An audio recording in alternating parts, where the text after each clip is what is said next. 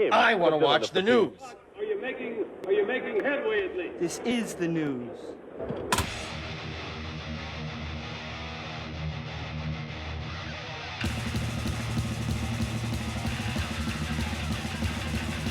Schmack-a-mug-gov, everybody. It's time for the only news that matters on Kiss Wednesday. And Paul Stanley of Kiss ranked his 5 favorite Kiss albums during a recent interview on the Broken Record podcast. Kiss has a pretty vast discography, including 20 full-length studio albums and 13 live albums. Their debut self-titled came out in 1974, and their final album, Monster, was released in 2012. During the interview, Stanley chose his 5 favorite Kiss albums, ranked them, and explained his choices. 2 of the 5 were live albums. MTV launched its Unplugged series in 1989, and it was a huge hit throughout the 90s. Kiss appeared on the show in 1995, and they taped the performance and shared it as the Kiss Unplugged live album the following year. There are a total of 16 tracks on the album. Paul said, "The band at that point was just on fire. No effects, no amplifiers, no running around. Us with the guitars and drums and singing our asses off. And also gave a chance to showcase the songs because I've already adhered to the idea that a good song can be played on one guitar." So there you go. Kiss Unplugged is one of his top 5. And you know what? I can't blame him on that one, man. I got to give it to Paul Stanley of Kiss on that one. Alright, and Unplugged is the album I listen to the most. That and Dress to Kill. But lately I've been on that Kiss Alive mode again, where I play Kiss Alive a lot. But anyway, is Kiss Alive one that he picks? Let's find out. The next one he said was Rock and Roll Over, and it's the 5th studio album, and it was released in November of 1976, and it was the 2nd highest charted Kiss album at the time, tied with its predecessor Destroyer at number 11, and featured the hits Calling Dr. Love and Hard Luck Woman. Paul said about it, "It doesn't sound anywhere near what we sounded like. It was a very elusive, for us, perhaps because of some of the people we were working with. It just escaped us. We did something with real focus and clarity, and what we were doing, it's really good." So there you go. Rock and Roll Over is another pick. I gotta say, oh yeah, I agree with that. Shit. Rock and Roll Over would be my favorite after the first album, and Rock and Roll Over has been my favorite Kiss album for eons. But then, Kiss Alive. I mean, the first Kiss album. Oh yeah, Kiss Alive is the greatest Kiss album ever, I think. Will it be on Paul's list? I don't know, but so far I'm agreeing with Paul. All right, the next one. Sonic Boom. Oh. That was Kiss' first 21st Century album, as their previous release, Psycho Circus, came out in 1998. It would ultimately serve as their second to last studio album. Modern Day Delilah, Never Enough, and Say Yeah were the singles it spawned. And this is what Paul Stanley of Kiss had to say about Sonic Boom. He said, "Sonic Boom was a great album by a band that recognized its roots and recognized where it came from and picked up the slack and kept moving forward. I love that album, and I love the spirit that went into it, where everybody knew what they were doing, that what they wanted to do at their best." He further argued that Modern Day Delilah would be considered a classic if it had been included on an older album such as Rock and Roll Over, but it simply doesn't have the nostalgic factor that the older songs do. Alright, yeah, I disagree there a lot, and I like how Paul said this is a band going back to their roots. How is that going? How is Tommy Thayer going back to his roots on that? Is he going back to his roots on the Kiss tribute band he was in? Because it sure ain't the Tommy Thayer of Black and Blue. You know, that's his roots, you know, I would say. But Sonic Boom is full of Tommy Thayer doing Ace Frehley solos. Oh, this sounds like an Ace Frehley solo, where I really liked Monster a lot, and he wasn't doing Ace Frehley solos on that. That, to me, was a more cohesive album. This, you know, hey, look, to each his own. I'm not saying Paul Stanley of Kiss is wrong, because everybody's entitled to their opinion and everybody's right. I'm just saying what I feel about his picks.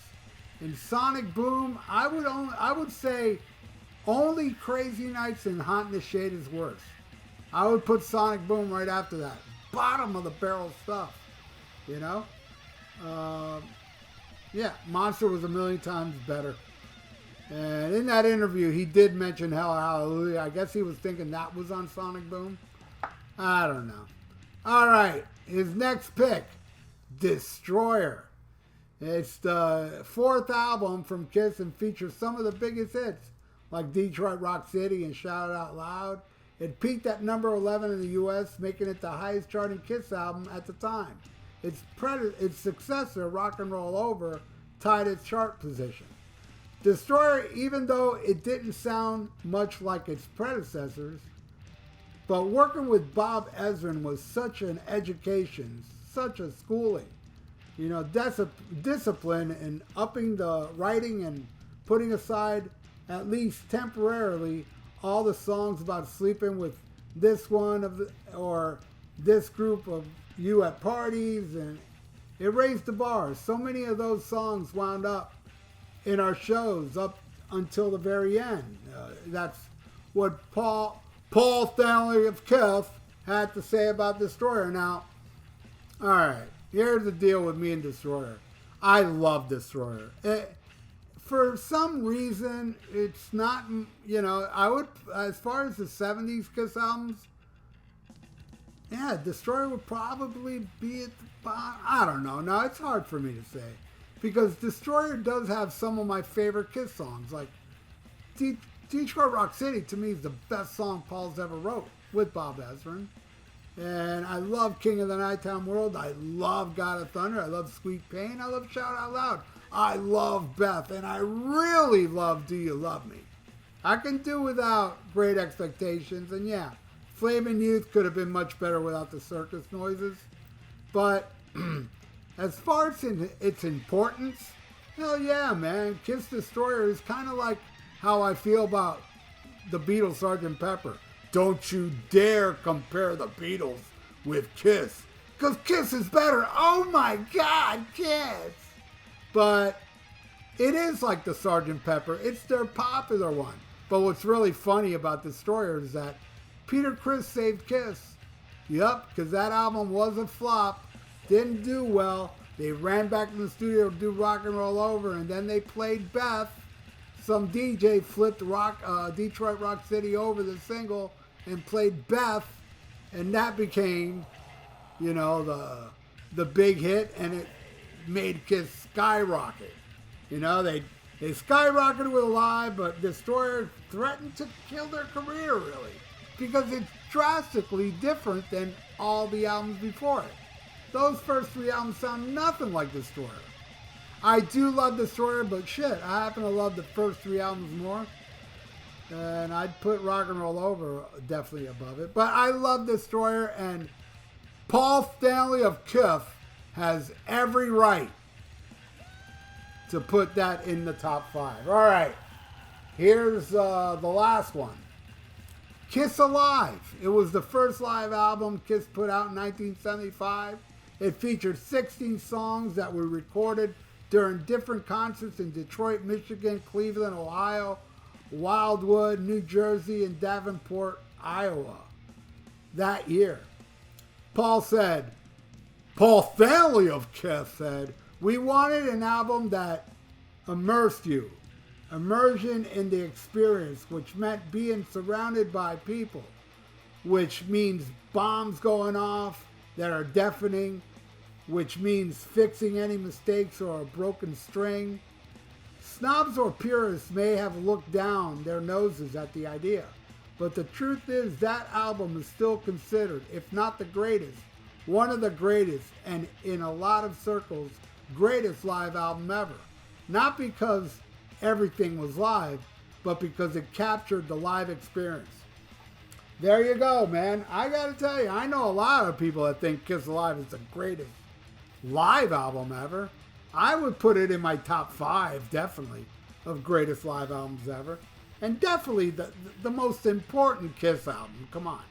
They were dead in the water. I mean, they were selling concert tickets, but their albums weren't doing well. And then this album comes out and explodes. And man, what a great album.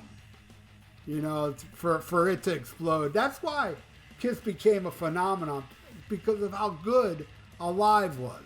How many copies it sold. How many people heard Alive in the 70s, just lost their mind. Of course, all of them thought it was live, so yeah, but now a lot of people found out it was, some of it's in the studio and stuff, they don't like it as much. And how are you a music fan? Why don't you just like it for what it sounds like, not what went on behind the scenes?